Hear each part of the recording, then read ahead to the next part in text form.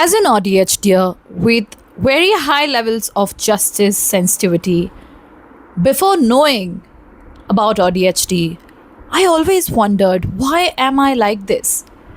Sometimes I care about every single issue in this world, and they would dysregulate me to this extent that I would not even be able to function in real life because I feel like I'm like a sponge that absorbs everything around me, positive, negative. And unfortunately, in this world, there is a lot more negative than positive, which I believe is not true. But negative news and information spreads like wildfire. So that is why we get to know more about it, right?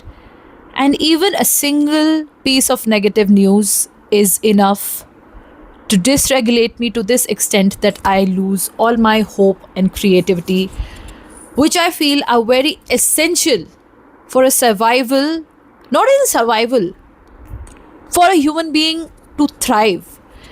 If you lose hope, if you stop believing that you have the power to change, to control your surroundings, your own life in a positive way, and as an artist, for me, that's like the worst thing because then I stop having these amazing ideas.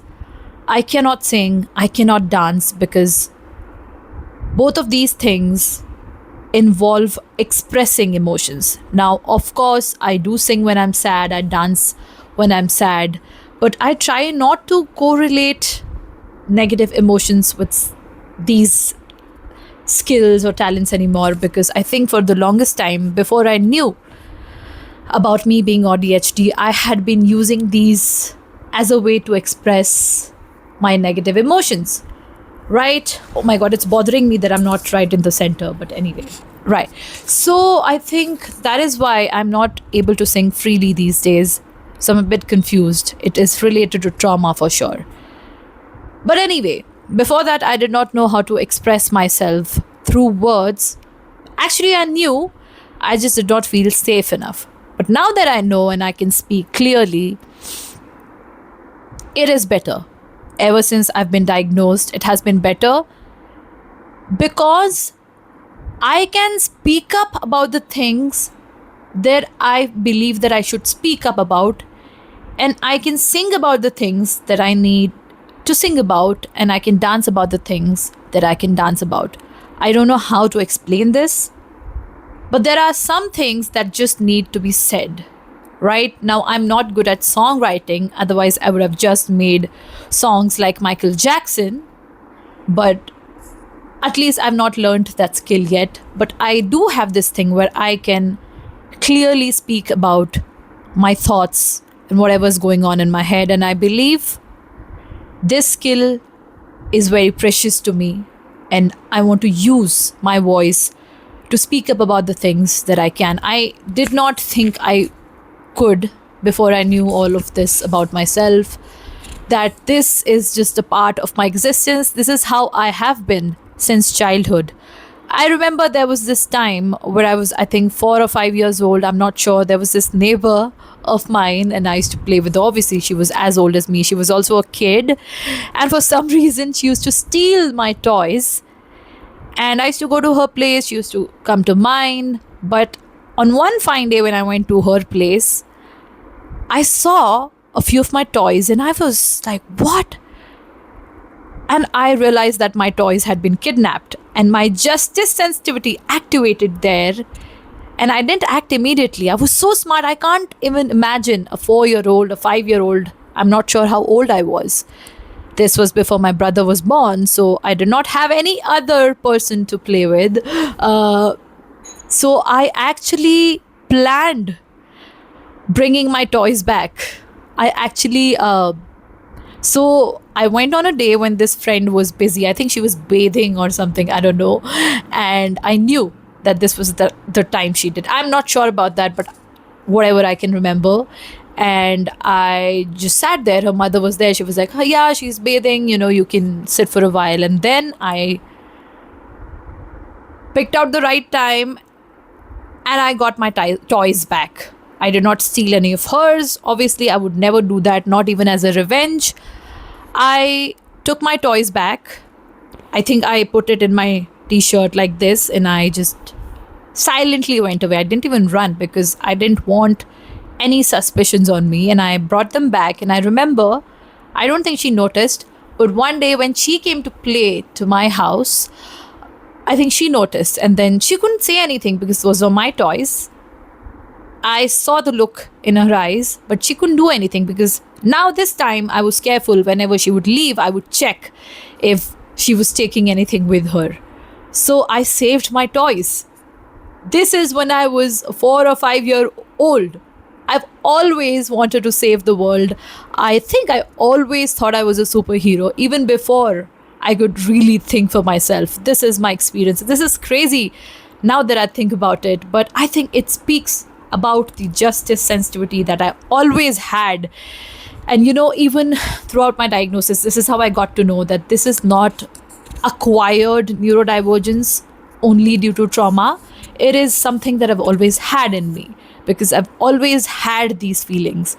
And right now, as an adult, when I see injustice around me, political situations, environment, a lot of which I'm also a part of, right? If I use AI, if I use my air conditioner, and a lot of these things, I understand that me existing will have an effect on my surroundings, my environment, people around me, animals. I understand that. While I know I can't control all of it, right? Which would just mean that I should just unalive myself. Although that's a nice thought, right? Okay, I will stop affecting humanity. But I have thought that that won't do anything. I'm just one person. How about I try to, whatever, with whatever means and resources and knowledge and thoughts and beliefs I have, if I'm able to share them with people and urge them to maybe work for the things that matter to them that will help the environment and whatever they care about, right? It could be about animals, it could be about, the political situation, anything, right? Whatever they care about. We are not meant to focus on every single thing. This is something I've learned, right? I think the reason why I was so overstimulated with news and everything is because I thought that every single person is meant to care about every single thing. That is not possible because that's not possible that you live your life and you do that as well. A better way is actually if people who are passionate about one topic or a few, right? They genuinely are passionate. They can carry it in their hearts without that affecting their life in that sense. If they just work on it, speak up about it, and they move forward, that is an example of how you should be, right? No cause, no nothing, anything should be so much that it means that you cease to exist, because I believe people like these are important and valuable, and you need to, like, it reminds me of this movie, I think it was Jai Ho, where if somebody helps you, you tell them that you should help 3 more people, something like that, right? That is a great idea, something like this, right? So we should work on the things that matter to us, that will serve as an example to the other people who will work on the things that matter to them.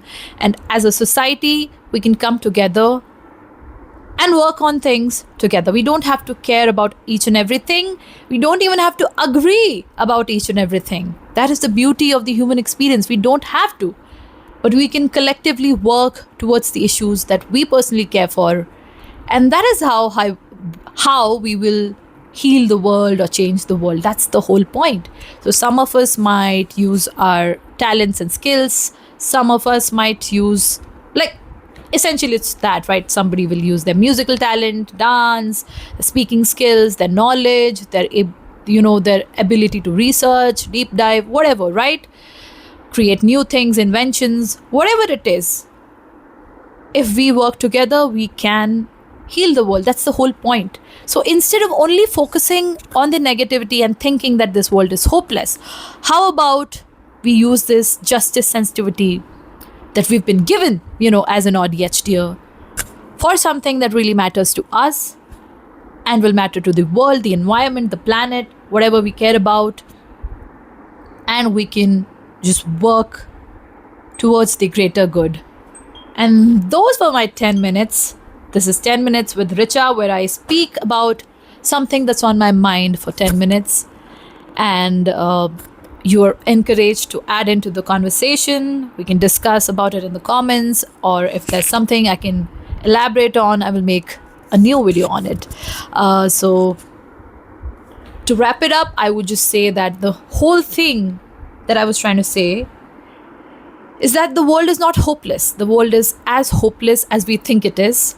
If we think we can contribute to it, we can and we should in whatever way it's possible. I understand it's not possible every single day because we are humans. No matter if we are ADHDers, it doesn't matter. We are humans, but there should be a balance, and we should be able to be the human being and the human being who cares about the world and does what we think will make a positive change, right? So, thank you for watching. I'll see you in the next one.